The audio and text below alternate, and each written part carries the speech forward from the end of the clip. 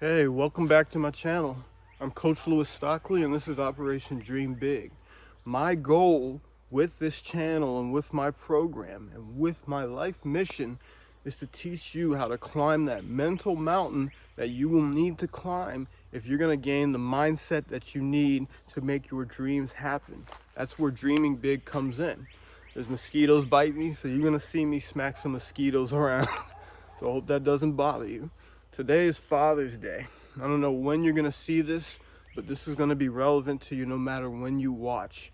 What I'm gonna do with you right now is share my own stories from my personal life of how a father figure, a good father figure, showed up in my life when I needed them the most, helped me, guide me down the path that I needed to go in order to get to the next step and be successful, and how I wouldn't even be here standing in front of you if it wasn't for the powerful people that were able to get me from where I was to that next step, like I'm gonna help you get to. So one of those times where a father figure showed up for my life and showed me the right way was my senior year of high school. But before that, let's back up a little bit. When I was 15 years old, this was 2 years before that time frame, my stepdad decided to go online one night looking at houses. I didn't think anything of it as a kid. I just walked by, a teenager, and saw that.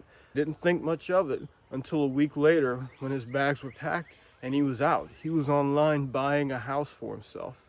He bought a house and then he left. He was the breadwinner in the house for me, my mother, and my sister. When he left, it left a huge hole in the finances and it left a big gap that my mother had to try to make 2 jobs fit and make those ends meet. So that was all she had time for. She would come home exhausted. I would make dinner. I would take care of my younger sister. I would also take a night shift job in order to bring all of that money back into the house to pay for bills too. And we struggled. There were times where the water would stay off for a month. There were times where the electricity would be off for a month, just so that we could keep ends going where they needed to be and keep food in the house or different things like that. We lived in a very terrible condition for a while, trying to figure those things out. And not only that, I lost the influence of a father figure, a powerful one. He may not have been the best example with that action that he took leaving, but he was something, you know? So I didn't have any example of what to do, and I got thrown into the role of man of the house. Can you imagine how much of a crap show that was for me? Fast forward to when I am a senior in high school, and I am ready to look for the next step. I tried a semester of college after I graduated from high school, and I realized it was just much too expensive for me at 17 years old to afford. But I knew most of my family members were in the military, so I decided I was going to sign up. There was one problem though. I was an extremely smart guy. I passed the entrance test with no problems, but I had 4 reckless driving tickets. Not 1, not 2, not 3, 4 reckless driving tickets stacked up that were all just on the current bill of court. Like, I was due in front of the judge, the fines needed to be paid, that was it, you know? And I'm surprised I wasn't in handcuffs or in jail because of that. Those cops were nice enough to let me go, which is kind of crazy considering the place where I'm from, they don't like racing, they don't like traffic crimes at all. Anyway, there was a recruiter there, and this man, his name was Zach.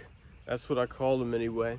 But he was a prior drill sergeant, and he was this guy that was just physically imposing. He had hands that would probably be able to crush a bowling ball. He stood around 6'2", very muscular guy, and he's one of those types of people that you know has seen some violence and dealt some violence because he smiled all the damn time. So you kind of look at him sideways, like wondering what's going on. But the first time I met him, he put his hand on my shoulder and he was like, "You seem like you would be the right guy for this." He's like, "You seem like you would be a guy that would thrive in this, you know?" And so we started the process of me getting recruited into the Army. The topic of these tickets came up.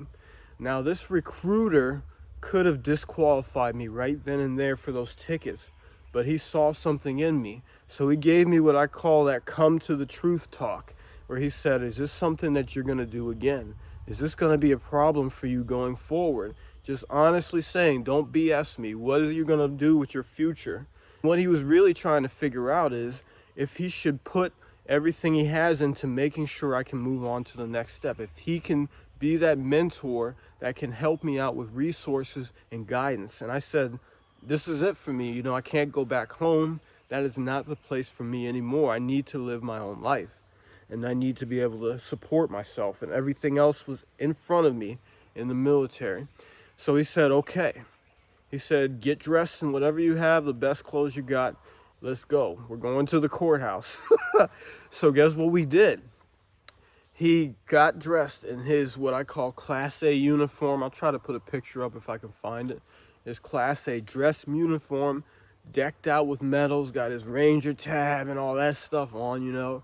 If you're military, you know what I'm talking about. But he looked like unstoppable. He comes, picks me up in his vehicle, his recruiter vehicle, and we drive down to the courthouse. He walks me into the courthouse, hand on my shoulder, like a father figure would, because I was scared shitless what this judge was going to say and how much I was going to pay, because I had no idea how I was going to pay any kind of fine this judge was going to hand out. Because remember, we had no money.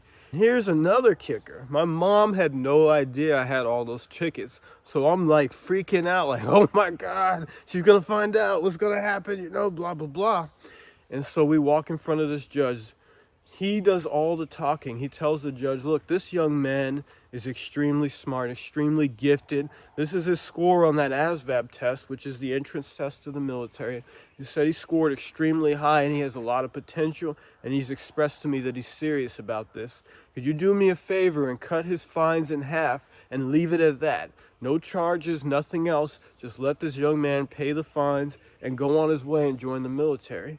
The judge looked me up and down, asked me the same question. Are you serious about this, young man? I said, yes. I said, what do you think I'm going to say? No? I said, yes, I'm very, very serious about this. And he said, all right, done. Clang, hit that hammer.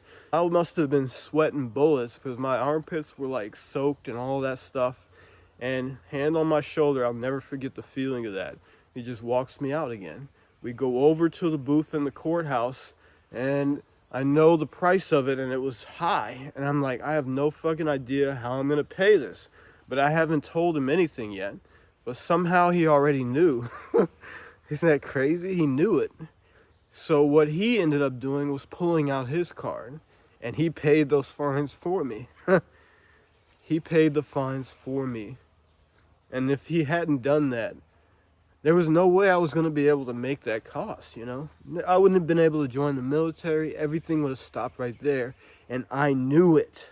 I had no idea what to do. Yeah, so that father figure changed my entire life. And on Father's Day, I wanted to tell this story just to honor that guy.